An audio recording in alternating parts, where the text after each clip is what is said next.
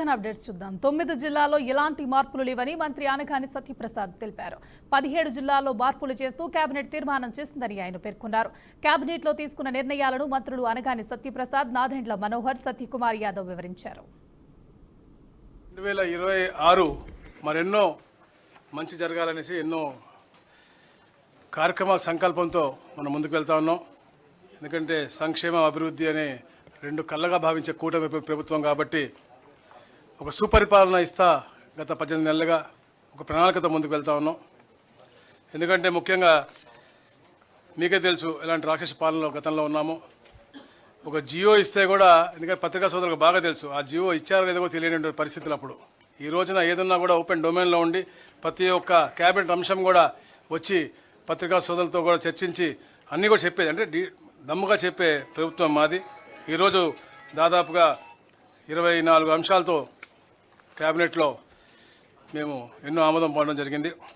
Revenue డిపార్ట్మెంట్లో 5, ఎంఏయుడిలో 7, అలాగే social welfare, అలాగే ఇన్వెస్ట్మెంట్స్ మీద అంటే ఎన్నో అభివృద్ధి కార్యక్రమాలు చేయాలి కాబట్టి దుగ్గరాజపట్నంలో షిప్ బిల్డింగ్ ప్లాంట్ కానీ, అలాగే ముఖ్యంగా సాంఘిక సంక్షేమ శాఖలో పేదలకి ఏదైతే ఎన్ఎస్ఎఫ్డిసి లోన్స్ ఇస్తారో వాళ్ళందరికీ కూడా ఉపశమనం కల్పించే విధంగా 41 కోట్ల రూపాయలు వడ్డీ రుణమాఫీ చేయడం కానీ, మన రాష్ట్రంలో గౌరవ ముఖ్యమంత్రి గారు చంద్రబాబు నాయుడు గారు, అదేవిధంగా గౌరవ ఉప ముఖ్యమంత్రి గారు పవన్ కళ్యాణ్ గారు కలిసి ప్రభుత్వంలో చేస్తున్న అనేక కార్యక్రమాలు దిగ్విజయంగా ఏ విధంగా మనం 2025 సంవత్సరంలో పూర్తి చేసుకున్నామో వాటి గురించి క్యాబినెట్లో చివరిలో ముఖ్యమంత్రి గారు సహచార మంత్రులందరికీ కూడా తెలియజేయడం జరిగింది.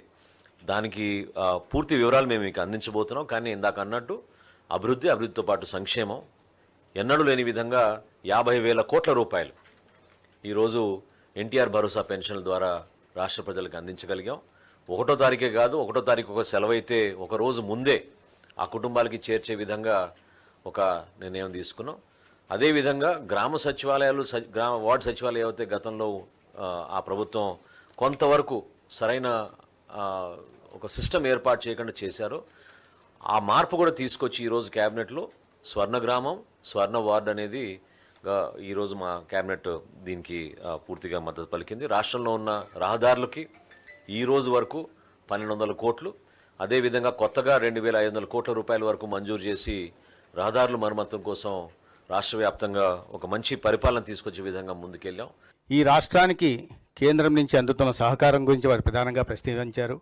అమరావతిలో ఒక అద్భుత రాజధాని నిర్మాణం గురించి కానీ, లేదా పోలవరం గురించి కానీ, లేదా రైల్వే జోను, అదేవిధంగా బల్క్ డ్రగ్ పార్కు, ప్రధానంగా ఈ గ్రీన్ హైడ్రోజన్ కారణంగా గతంలో విశాఖపట్నంకి వచ్చినప్పుడు ఒకటే రోజు 2,10,000 కోట్ల వివిధ అభివృద్ధి కార్యక్రమాలకి, రాజధాని ప్రాంతంలో 56,000 కోట్ల వివిధ అభివృద్ధి కార్యక్రమాలకి, ఇటీవల రాయలసీమ ప్రాంతానికి వచ్చినప్పుడు 13,500 కోట్లు వివిధ అభివృద్ధి కార్యక్రమాలకి, ఇంత పెద్ద ఎత్తున దాదాపు 3 లక్షల కోట్ల పెట్టుబడుల్ని ఇవాళ మౌలిక సదుపాయాల కల్పన తద్వారా సంపదను సృష్టించాలని తీసుకొచ్చిన కారణంగా ఇవాళ మన ఉత్పత్తి కూడా గ్రోత్ రేట్ కూడా 11% దాటింది. కానీ లక్ష్యం 15%గా పెట్టుకున్నాం, లక్ష్యం దిశగా సాగుతున్నాం. అయితే ఈ సంవత్సరంలో జరిగిన వీటిని పరిగణలోకి తీసుకుని వచ్చే సంవత్సరం మరింత అభివృద్ధి సాధించే దిశగా ముందుకెళ్లాలని ముఖ్యమంత్రి గారు ఆదేశించారు. అదేవిధంగా లక్షల కోట్ల పెట్టుబడులు ఏవైతే ఎకనామిక్ విశాఖపట్నం దగ్గర నుంచి ఈ రాష్ట్రంలో ఉన్న ఎకనామిక్ కారిడార్ల విషయంలో కూడా కొప్పర్తి కానీ, ఓరోకల్ కానీ, కృష్ణపట్నం కానీ ఈ ప్రాంతంలో వస్తున్న పెట్టుబడులు, ప్రధానంగా సెమీ కండక్టర్లు లేదా గూగుల్ డేటా సెంటర్లు, ఈ వీటి గురించి కూడా ఇవాళ మారుతున్న కాలంలో టెక్నాలజీని అందిపుచ్చుకొని దేశంలో మిగతా రాష్ట్రాల కన్నా ముందు ఆంధ్రప్రదేశ్ను ఉంచాలనే లక్ష్యంతో గౌరవ ముఖ్యమంత్రి గారు చేస్తున్న ప్రయత్నానికి కేంద్రం నుంచి కూడా సంపూర్ణ సహకారం అందిస్తున్న విషయాన్ని కూడా వారు చెప్పడం జరిగింది.